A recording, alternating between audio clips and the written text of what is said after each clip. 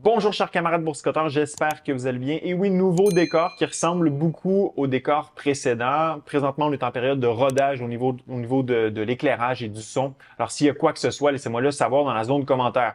Bien sûr, aujourd'hui, je vous parle de la plus récente décision de politique monétaire du côté de la Banque du Canada. Banque du Canada qui a maintenu son taux directeur à 2,75 %. C'était une décision qui était attendue chez la plupart des économistes qui ont été sondés par Bloomberg. De mon côté, je m'attendais aussi à ce que la Banque du Canada maintienne son taux directeur à 2,75 %.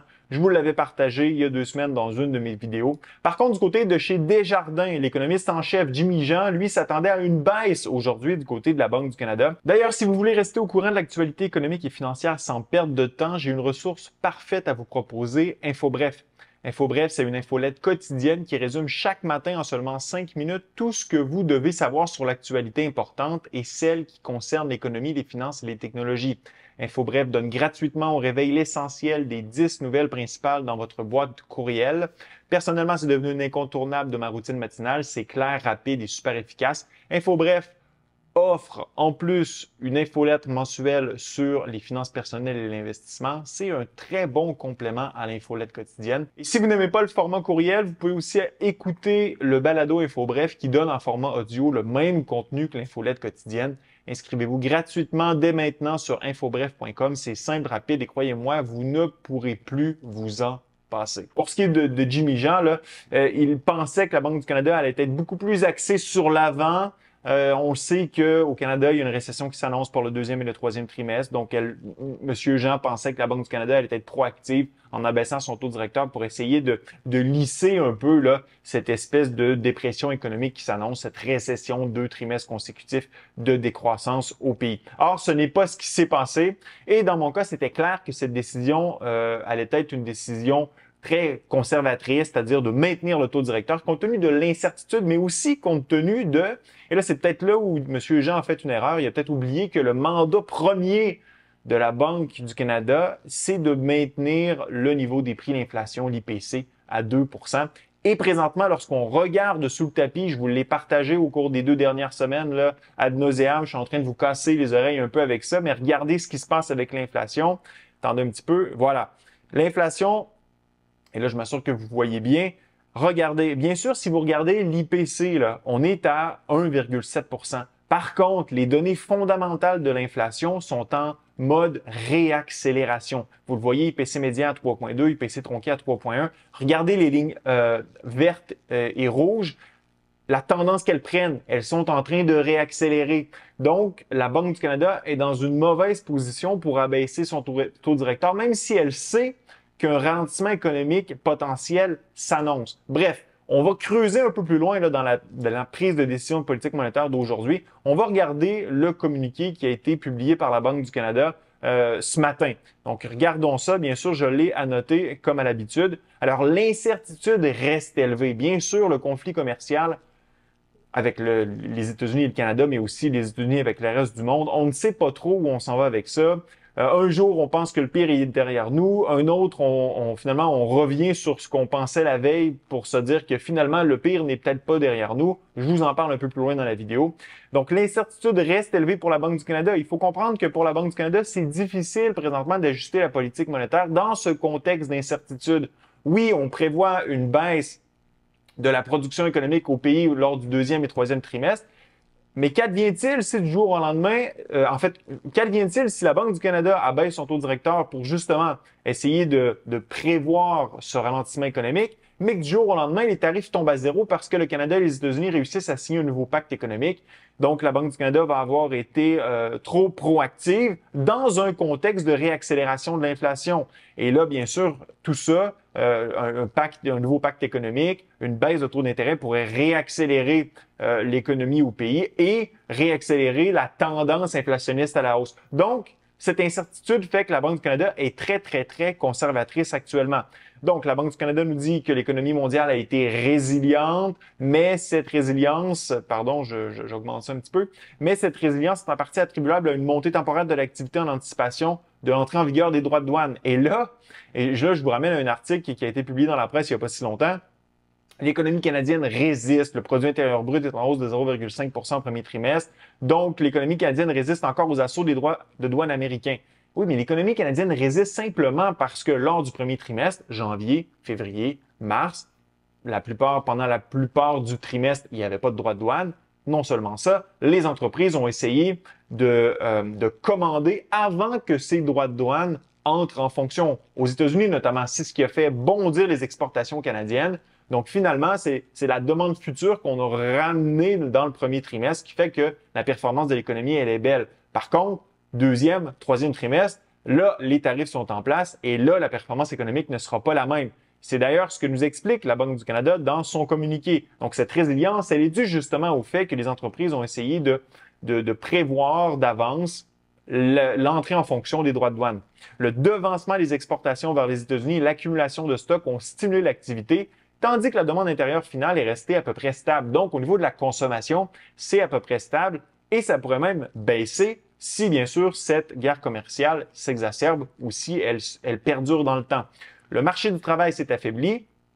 Ça, on en a parlé aussi au courant des dernières semaines, surtout dans les secteurs axés sur le commerce extérieur et le taux de chômage est monté à 6,9 %.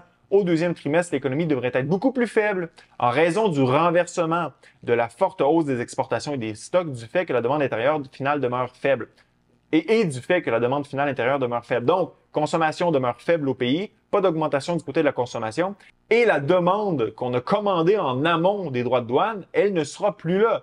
On n'aura plus une aussi grande demande au niveau des exportations canadiennes, ce qui fait que l'activité économique est appelée à ralentir. L'inflation mesurée par l'indice des prix à la consommation a baissé pour s'établir à 1,7 %. Le retrait de la taxe fédérale sur le carbone pour les consommateurs l'a fait reculer de 0,6 points de pourcentage. Donc, la taxe carbone, ça a un impact sur les prix à la consommation, notamment les prix à la pompe. On le voit partout au Canada, sauf au Québec. Ce qui est légèrement plus fort, en fait, abstraction des taxes, l'inflation a progressé de 2,3 % en avril, ce qui est légèrement plus fort que ce que prévoyait la Banque. Les mesures de l'inflation fondamentale privilégiées par la Banque ainsi que d'autres mesures d'inflation sous-jacente ont augmenté. Donc, la Banque du Canada nous dit que l'inflation est en train d'augmenter au pays. Là. Donc, encore une fois, ça ajoute à l'incertitude. Le conseil de direction a décidé de maintenir son taux directeur à 2,75, le temps d'amasser plus d'informations sur la politique commerciale américaine et ses effets. Parce que oui, on ne sait pas où s'en va la politique commerciale américaine. Est-ce que les tarifs vont rester? Est-ce que les tarifs vont augmenter, vont baisser? Est-ce qu'ils vont disparaître? On n'en a aucune idée, ça change du jour au lendemain. Et en plus de ça, quels vont être les effets de cette guerre commerciale sur l'économie canadienne? On ne le sait pas et il y a plusieurs questions que la Banque du Canada se pose. Elles sont inscrites ici. Dans quelle mesure les droits de douane américains plus élevés font baisser la demande pour les exportations canadiennes? On l'a vu par exemple avec l'acier et l'aluminium où les droits ont été augmentés aujourd'hui. On y revient dans quelques instants. À quel point cela a une incidence sur les investissements des entreprises? Est-ce que, par exemple, Rio Tinto Alcan va continuer d'investir au Québec, au Canada, compte tenu de ces tarifs-là? L'emploi, est-ce qu'il va y avoir des mises à pied? Et les dépenses des ménages, ben, s'il y a des mises à pied, est-ce que les ménages vont moins dépenser? Avec quelle ampleur? Est-ce que ça va être beaucoup d'emplois perdus, une grande baisse des dépenses des ménages, une petite, une mitigée, peu importe? Et à quelle vitesse? Est-ce que ça va se faire rapidement ou lentement? Donc, ça va être des mises à pied progressives à mesure que, du côté des États-Unis, par exemple, on augmente notre production d'aluminium et d'acier. Et bon, ces hausses de coûts seront répercutées sur les prix à la consommation et comment vont évoluer les attentes d'inflation. Donc, comment l'inflation va évoluer. Et ça, c'est beaucoup dû notamment aux droits de douane, de rétorsion. Et on sait qu'une bonne partie de ces droits de douane de rétorsion ont été retirés. Donc, la quasi-totalité des contre-tarifs canadiens retirés par Marc Carney. On se rappelle le rapport de Oxford qui a été réfuté par le gouvernement canadien. Mais bon, entre vous et moi, je crois beaucoup plus à Oxford que le gouvernement canadien. Et donc, les contre-tarifs ont beaucoup baissé, là, ce qui aide notamment pour l'inflation au pays. Donc, si on continue avec ce que la Banque du Canada nous a dit, bien sûr, il y a eu conférence de presse, donc je l'ai regardé pour vous. Déclaration en début de cette conférence de presse. Et qu'est-ce que Tiff McLean nous a dit? Essentiellement, j'ai pris quelques petites notes ici en rouge. Donc, l'inflation doit ralentir, être contenue pour qu'il y ait une nouvelle baisse de taux directeur. Et avec toute l'incertitude qu'il y a présentement, ça va être très, très, très difficile d'introduire de nouvelles baisses de taux d'intérêt. Donc, l'incertitude relative à la politique tarifaire doit être levée. Donc, les prévisions monétaires sont très difficiles dans ce contexte. Un nouveau pacte, et là, Steve McLean a été un peu plus clair là-dessus, un nouveau pacte commercial est requis avec les États-Unis pour justement diminuer cette incertitude au niveau de la politique tarifaire. Et on a parlé aussi des marchés boursiers canadiens qui sont très, très, très optimistes. Donc, Mme Caroline Rogers, qui est la sous-gouverneure, a dit que les marchés sont peut-être un peu trop optimistes présentement, compte tenu de l'incertitude qu'il y a et compte tenu d'une escalade possible au niveau de la guerre commerciale. On ne sait pas non plus ce qui se passe dans la tête de Donald Trump. D'ailleurs, parlant de Donald Trump, alors, il a mis sa menace à exécution pour ce qui est d'augmenter les tarifs sur l'acier et l'aluminium, les faire passer de 25 à 50 %. On sait que le Québec est un grand producteur d'aluminium. 94 % de nos exportations d'aluminium sont exportées aux États-Unis. On produit à peu près 70 % de l'aluminium qui est consommé aux États-Unis. Donc, qu'est-ce qui va se passer avec tout ça? Est-ce que c'est quelque chose de très, très, très important? Donc, on nous dit, là, du côté, c'est catastrophique pour l'industrie. Faut mettre un peu la pédale sur le frein là-dessus parce que, oui, les alumineries américaines ne fonctionnent pas à 100% de leur capacité. Il va probablement avoir une incitatif pour augmenter cette capacité progressivement, mais les États-Unis ne pourront pas du jour au lendemain s'approvisionner ailleurs en aluminium. Ils vont devoir continuer d'acheter l'aluminium canadien.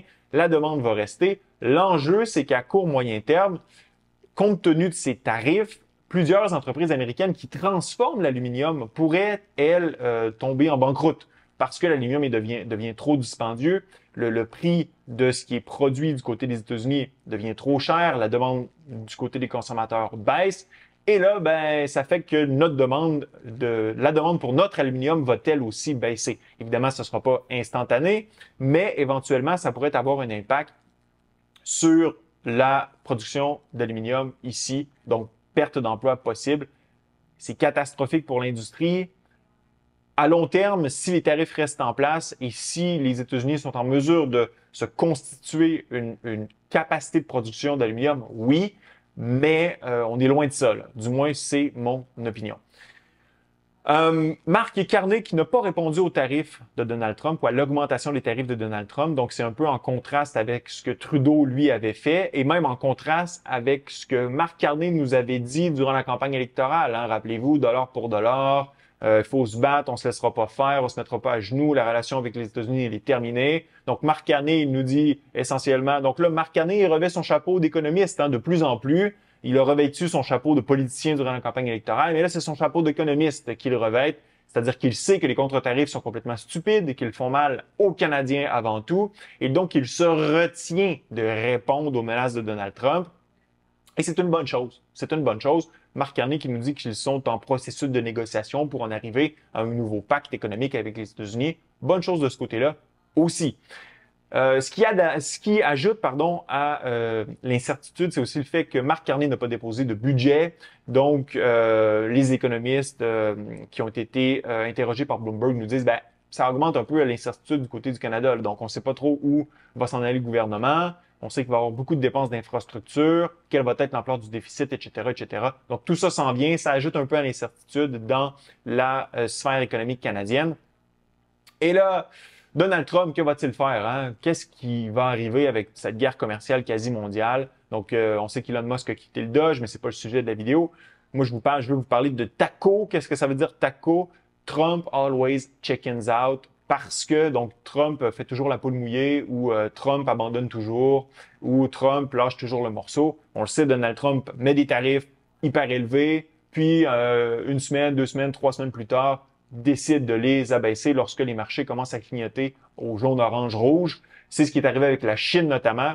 Et le fait qu'il se fait traiter de taco, le fait que Donald Trump se fait insulter, je pense que ça pourrait être négatif parce que ça pourrait justement l'inciter à dire, bon, ben parfait, vous croyez pas que je peux aller jusqu'au bout de mon idéal politique, de mon idéal de politique commerciale. Ben regardez-moi bien aller, je lâcherai pas le morceau ce coup-ci.